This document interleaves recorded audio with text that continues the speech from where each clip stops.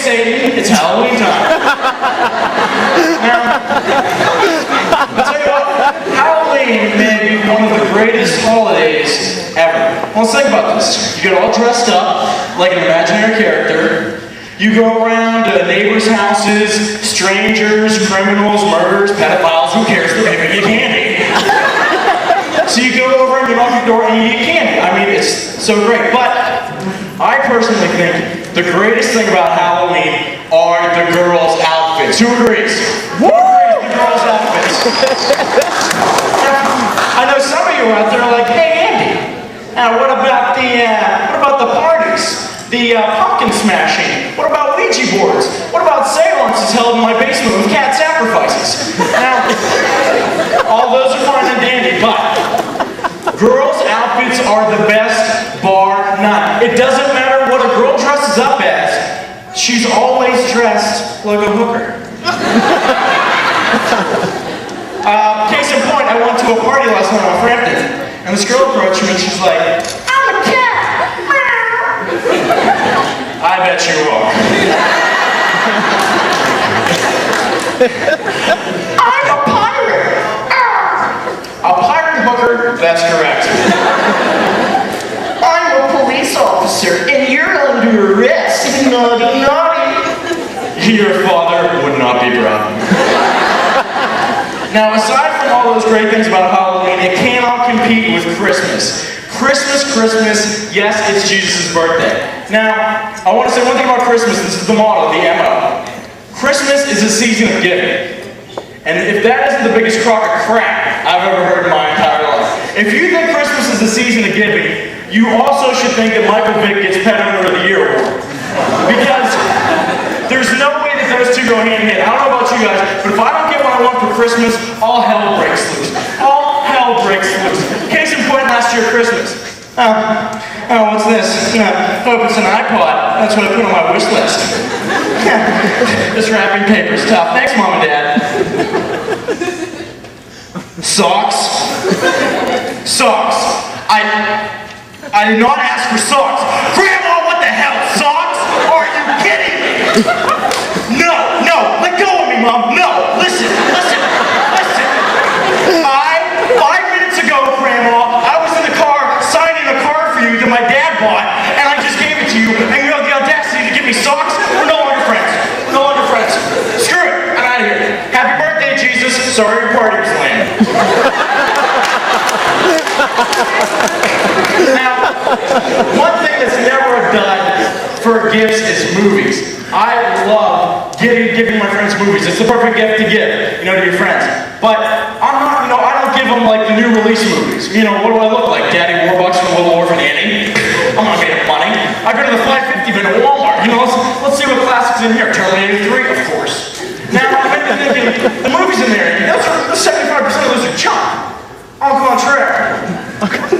Last week was in the Walmart bin. I dived face first into that. And I'm searching through, what do I find? A gem. The best of the Cosby series. The best of the Cosby series. Now, I don't know if you know this, but Bill Cosby was the main character in the Cosby series. And I don't care what you say about Bill Cosby, he had the sweetest voice in the entire world. Bill Cosby could say whatever he wanted and get away with it, just because his voice was so sweet. Example. I'll tell you what, come here, here's what you got to do. You got to go and give me some jelly pudding pops, and I'm going to get some jelly chickens. I'm going to go back to the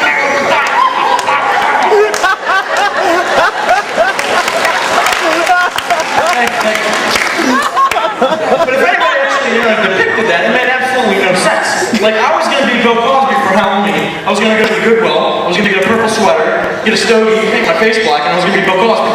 And I was just going to go to parties and just say absolutely random stuff. But I couldn't get in trouble because, Bill Cosby's going to say it. So if I saw a girl that looked pretty good, I'd just walk up to her and be like, hey, baby, I'll tell you what you can do. Why don't you bring that caboose and bring it back to me, and I'll show you why everybody loves my pudding pops.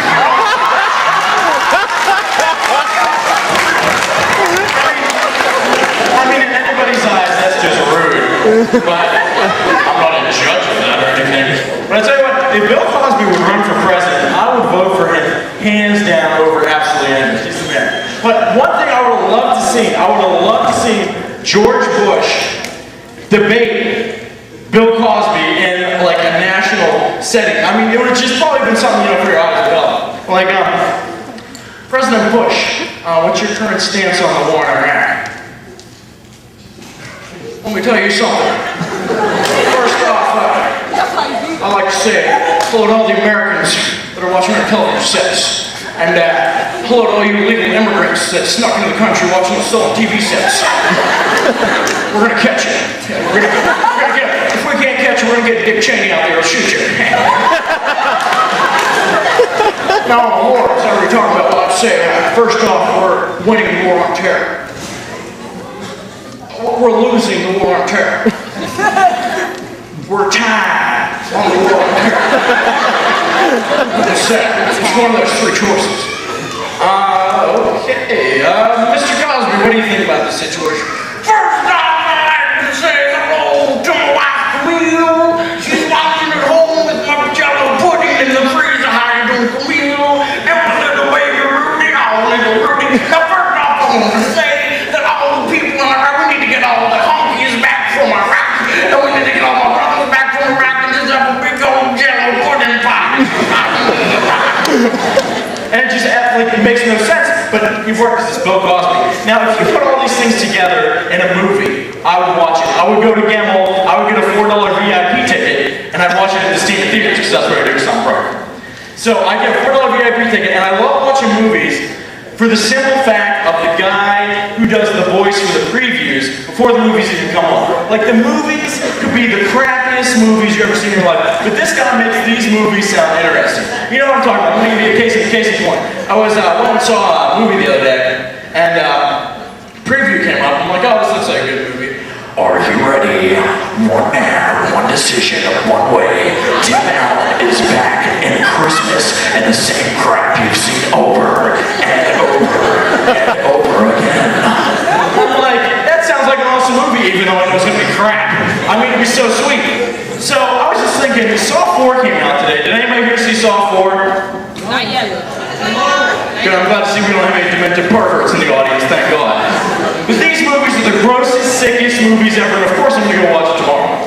So, I watched the trailer on YouTube. I YouTubed the trailer, and there's a lot of celebrity appearances. I don't know if you know this, but there's some celebrity appearances in this movie. So I'll just give you, this is a trailer I saw verbatim on the internet. Are you ready? This Halloween, someone's playing a deadly game. Hello, Bill. Hello, George. Are you playing games?